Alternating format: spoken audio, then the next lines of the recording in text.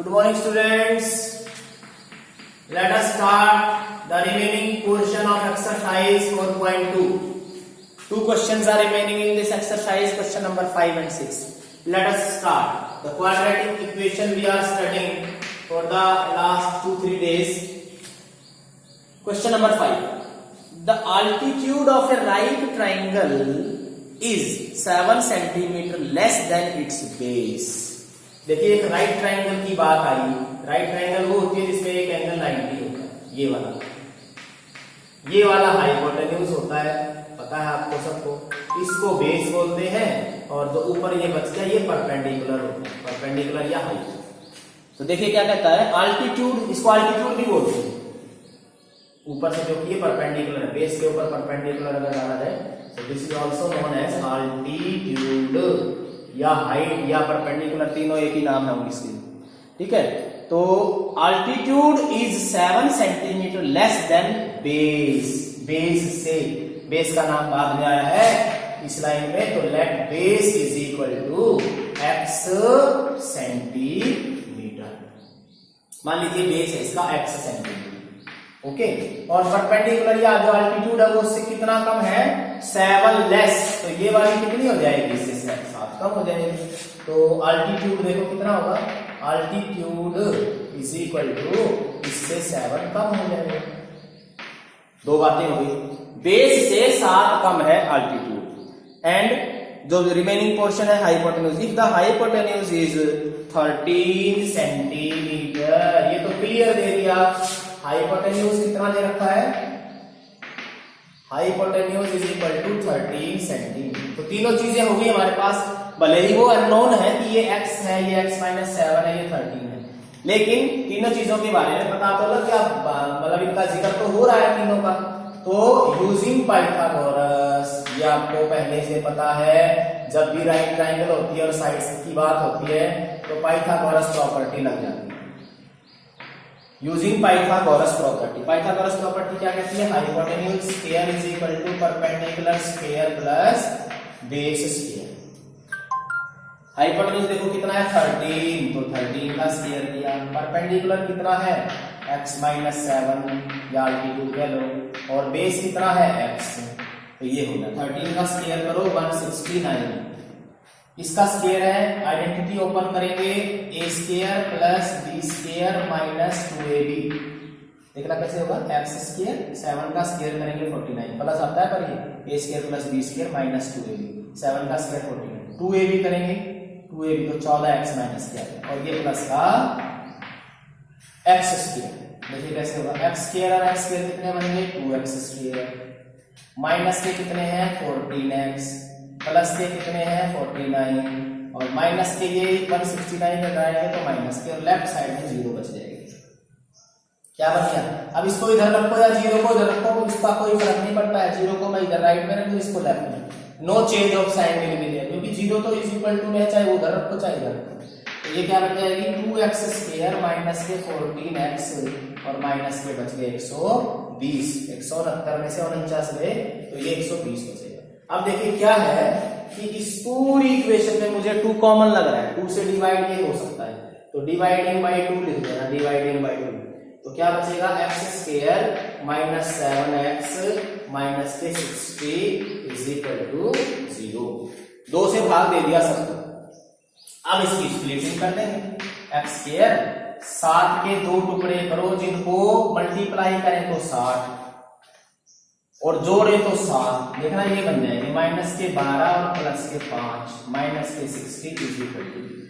अब ये पता है, मैंने बता रखा है कैसे करेंगे, जैसे 60 को ऐसे करके देख लो, 60 एकम 60, 2 30 60, ठीक है, 3 गुना 20 60, 4 गुना 15 60, ठीक है, 5 गुना 12 60। इस तरीके से हम टेबल चलते रहिए, 1 से 2 से 3 से कहां किस टेबल में 60 आ रहा है, वो पेयर चार्ट है जिनको जोड़े या घटाएं तो 7 बनता हो।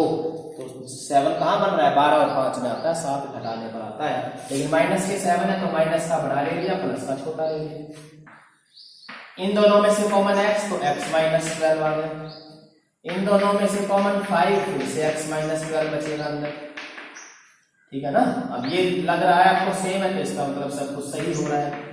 x माइनस 12 यहाँ से x यहाँ से 5 इज इक्वल टू 0। ओके, तो कितनी वैल्यू आ गई? 2 वैल्यू आ गई। मैं ऊपर से बता रहा हूँ, एक बार इसको यहाँ कर देता हूँ सॉल्व। देखिए क्या क्या वैल्यू आ गई। एक आई x माइनस 12, इसको बारी से 0 कर देंगे बारी बारी से, और दूसरी आई, दूसरा फैक्टर ये था तो इसको भी 0, क्योंकि दोनों की प्रोडक्ट 0 का मतलब उनमें से एक तो 0 पक्का है। तो यहाँ से x की वैल्यू चेक करें कितनी आई, 12, और यहाँ से x की वैल्यू कितनी आई, -5। इस वैल्यू को हम रिजेक्ट कर देंगे। क्यों करेंगे बताओ रिजेक्टेड? क्यों? क्योंकि साइड थी ये x, बेस जो है नेगेटिव में थोड़ी हो सकता है, पॉजिटिव होगा ना, चाहे कितनी भी है, लेकिन पॉजिटिव वैल्यू आई होगी उसकी बेस की। लेंथ कभी नेगेटिव नहीं होती है, तो इसको तो रिजेक्ट कर देंगे। तो जो बेस था ना x, उसकी तो वैल्यू आ गई 12। तो अल्टीट्यूड देखना कितना माना था हमने, अल्टीट्यूड वो माना था x माइनस 7, इसको x माइनस 7 कम था उससे, तो x की वैल्यू रख दो ना यहाँ 12 में से 7 है 5, तो जो अल्टीट्यूड है 5 आ गया, और हाइपोटेन्यूज तो 13 रखा था 13। तो इस तरीके से तीनों साइड्स निकल गई हैं। बहुत सिंपल है, इक्वेशन बनाइए और सॉल्व कर दीजिए, कोई दिक्कत वाली बात नहीं है। ओके, चलिए आगे लास्ट क्वेश्चन इस एक्सरसाइज का 4.2 का लास्ट क्वेश्चन, क्वेश्चन नंबर 6। देखिए क्या कहता है। एक कॉटेज इंडस्ट्री, ऐसा ही कोई क्वेश्चन पीछे भी हमने किया था, एग्जांपल था शायद वो, produces a certain number of pottery articles in a day. मिट्टी के बर्तन जैसे बनाते हैं, वो एक दिन में कुछ बर्तन है, कितने बना रहे हैं, 20, 50, 100, 1000 नहीं पता, लेकिन उनकी एक संख्या है। Certain number of pottery articles in a day. It was observed on a particular day that the cost of production of each article, हर एक बर्तन की कीमत लागत कितनी आई, वाज 3 मोर देन, 3 ज्यादा, किससे 3 ज्यादा, twice the number of articles produce on that day. पीछे भी बिल्कुल ऐसा ही एग्जांपल था, ध्यान हो तो।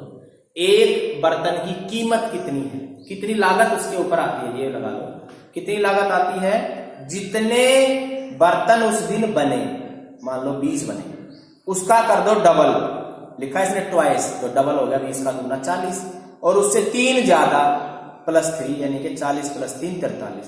जितने बर्तन एक दिन में बनते हैं उसका दुगना करके उसमें 3 प्लस कर दो, ये कीमत है, ये लागत है एक बर्तन की।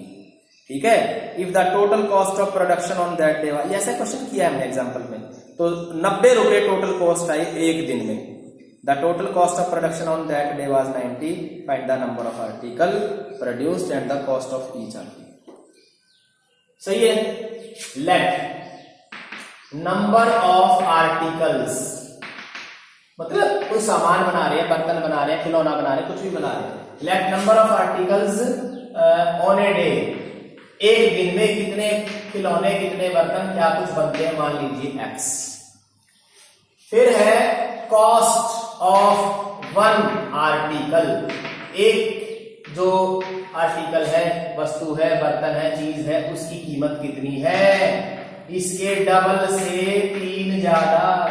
जितने खिलौने, जितने बर्तन उस दिन बने, उनके डबल से 3 ज्यादा लिखा है, 3 मोर देन ट्वाइस, डबल करके उससे 3 ज्यादा, इतने रुपए का एक बर्तन आता है। ठीक है, अब अकॉर्डिंग टू क्वेश्चन लिखेंगे। उसने कहा है टोटल जो कॉस्ट आई है सभी बर्तनों की मिला के उस दिन, वो 90 रुपए, 90 रुपए। तो एक बर्तन आता है इतने रुपए का, तो इतने बर्तन कितने के आएंगे, तो क्या करेंगे, इन दोनों को मल्टीप्लाई। एक चीज इतने की, तो जितनी चीजें ली हैं वो कितने रुपए की, तो दोनों को मल्टीप्लाई कर देंगे। इतने रुपए का एक बर्तन और इतने बर्तन बने, तो दोनों को मल्टीप्लाई करके इक्वल टू 90। बहुत सिंपल है, 2x² प्लस ये 3x और 90 को इधर ले आए, इज इक्वल टू 0। करिए स्प्लिटिंग, 90 दूनी 180, इसको भी ध्यान में रखना होता है। यहाँ अगर 1 है तो कोई बात नहीं, लेकिन 1 के अलावा कोई दूसरा नंबर है तो इन दोनों को मल्टीप्लाई करना होता है। 90 गुना 2 180, तो 180 क्या बनेंगे, 15 और 12 कितना बन जाएंगे, 15x और 12x। 3 को हमने 2 हिस्सों में बांट दिया, 15 में से 12 गए, 3 बचेंगे। और गुणा करें मल्टीप्लाई करें तो 15 12 ये 180 भी बन रहा है देखो, और -90 इज इक्वल टू स्प्लिटिंग हो गई 3x की दो हिस्सों में, कॉमन लिया दोनों में से, यहाँ 2 और 15 से तो कुछ कॉमन नहीं आ रहा, केवल x कॉमन आ रहा है, तो यहाँ से अंदर बचेगा 2x, x बाहर ले लिया तो 15। इन दोनों में से मुझे लग रहा है कॉमन 6, 12 और 90 से 6 कॉमन है, 2 भी कॉमन है, 3 भी कॉमन है, 6 भी कॉमन है, राइट। कैसे पता लगा? चलो आपको नहीं पता लग रहा है तो 2x + 15 लिख लो पहले यहाँ, क्योंकि ये रिपीट करता है। अगर अंदर 2x + 15 है तो ये 12 था, 12 में से अगर अंदर 2 बचा तो बाहर कितना लिया गया? 6, ऐसे भी कर सकते हैं। तो पहला जो फैक्टर है वो बना 2x + 5 और दूसरा बना x - 6, ठीक है। अब इनको दोनों को बारी बारी से 0 पुट करेंगे, 2x + 15 इज इक्वल टू 0, तो x की वैल्यू आएगी 15, उधर जाके माइनस का हो जाएगा और 2 नीचे आएगा। यानी कि कितने बर्तन उस दिन बने माइनस में? अरे कोई भी चीज जो बनाई गई माइनस में थोड़ी हो सकती है, कम से कम 1 तो होगी, वो 2 होगी, 3 होगी, माइनस में नहीं हो सकता। तो क्या करेंगे? रिजेक्टेड, इस वाली चीज को हमने रिजेक्ट कर दिया, क्योंकि ये the number of articles they can not be in negative, negative नहीं हो सकते, तो पॉजिटिव आंसर आना है। तो यहां से देखो x - 6 इज इक्वल टू 0, तो x की वैल्यू आएगी 6, यानी कि उस दिन 6 बर्तन बने हैं टोटल। लेकिन इसकी कीमत भी निकालनी है, कॉस्ट, तो कॉस्ट कैसे निकलेगी? 2 × x + 3 था, 2 × x की वैल्यू कितनी आई? 6 रख दिया यहाँ, और 6 दूनी 12 + 3, तो एक बर्तन की कीमत कितने रुपीज है? 15, ये इसका आंसर आ जाएगा, ठीक है। तो इस तरीके से हम इसको सॉल्व कर सकते हैं। कोई भी सिचुएशन है, देखिए सिचुएशन बेस्ड क्वेश्चन है कि आप उनको कैसे सॉल्व कर सकते हैं। ये था हमारा 4.2 exercise. Now come to next which is 4.3 exercise. 4.3 देखिए जरा क्या, चलिए 4.3 पर आइए, जो कि इंपॉर्टेंट एक्सरसाइज भी है। हाँ, इसमें एक टॉपिक आता है, फर्स्ट क्वेश्चन ही है, देखिए रूट्स निकालने हैं। रूट्स का मतलब मैं पहले बता चुका हूं, जो हम पिछले 2-3 दिन से x की वैल्यू निकाल रहे हैं क्वाड्रेटिक इक्वेशंस में, x की वैल्यू 2 आती है। कई बार वो अलग बात है कि सिचुएशन के हिसाब से कोई वैल्यू रिजेक्ट हो जाती है, नेगेटिव हो जाती है, या कोई फ्रैक्शन में आ जाती है, लेकिन आंसर 2 ही आते हैं, वैल्यू 2 आती है x की, उनको बोला जाता है रूट्स। पॉलिनोमियल के केस में इनको हम जीरोज बोलते थे, जीरोज, क्योंकि वो उसको 0 बना देती थी। और यहाँ रूट्स बोलते हैं, रूट्स या सॉल्यूशन, क्योंकि ये उसको सेटिस्फाई करती है इक्वेशन को। तो जो फर्स्ट क्वेश्चन है ना, देखो यहाँ पर इसने लिखा है 4.3 का फर्स्ट क्वेश्चन निकालें। Find the roots of the quadratic equation if they exist by method of completing the square. मतलब ये जो मेथड है, एक method of completing the square, ये आपके सिलेबस से कट चुका है, ये है नहीं, कंप्लीटिंग द स्क्वायर एक मेथड होता है, ये आपके सिलेबस में नहीं है, हो सकता है 11th में आ जाए दोबारा से। इस मेथड को नहीं करना आपने, ठीक है, लेकिन ये क्वेश्चन तो हम कर सकते हैं, देखना कैसे करेंगे। लेकिन इसने एक चीज और बोली है पहले, क्या बोली है कि अगर रूट्स होते हो, एग्जिस्ट करते हैं। अब एग्जिस्ट करने का क्या मतलब है, उसको हम पहले एक बार पढ़ लें कि इसका मतलब क्या होता है। ओके, सुनिए जरा। मान लीजिए एक इक्वेशन है, पहली इक्वेशन ले लेते हैं हम, पहला इक्वेशन इसका।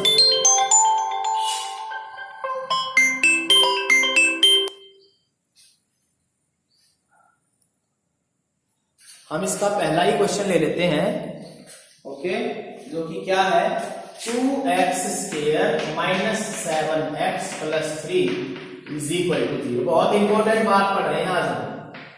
क्या बात है, रूट्स के बारे में पढ़ रहे हैं। रूट्स एग्जिस्ट करने का क्या मतलब है? एग्जिस्ट करने का मतलब होता है कि रूट्स होते हैं, और रूट्स भी कौन से, अभी बात करेंगे।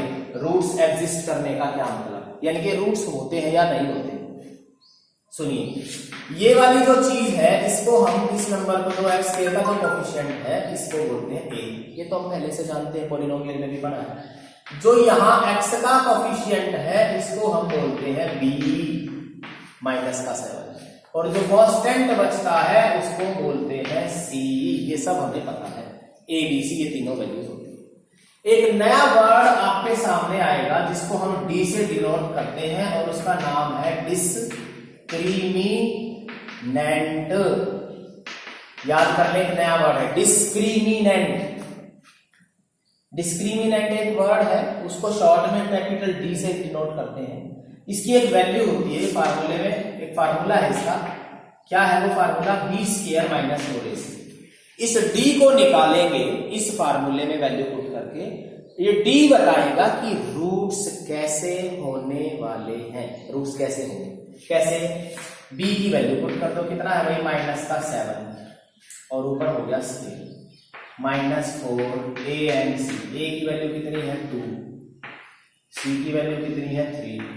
तो कितना आ गया? देखो ये 7 का स्क्वायर करेंगे, माइनस का स्क्वायर तो प्लस बन जाता है, कभी माइनस लिख दो इसको।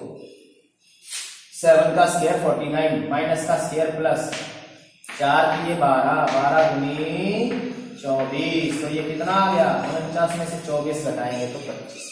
तो जो d निकाला ना हमने, d की वैल्यू कितनी आ गई? 25। अब इस वैल्यू को देखते हुए हम बताएंगे कि रूट्स किस तरह के होने वाले हैं। किस तरह के होने वाले हैं? डी जो है, 3 केस हैं डी के। अगर वो आ जाए 0 से बड़ा, जिसको हम बोलते हैं पॉजिटिव, पहला केस। दूसरा है डी आ जाए बराबर 0, केवल 0 ही आ जाए सीधा। और तीसरा है डी आ जाए लेस देन 0 यानी कि नेगेटिव। 3 केस में बता रहा हूं। जो ये डी निकाल रहे हैं, अगर ये प्लस का नंबर आ गया यानी कि 0 से बड़ा आ गया तो अलग तरीके से आंसर निकलेंगे। अगर डी की वैल्यू आ जाए 0, केवल 0 ही आ जाए तो अलग तरीके से होगा।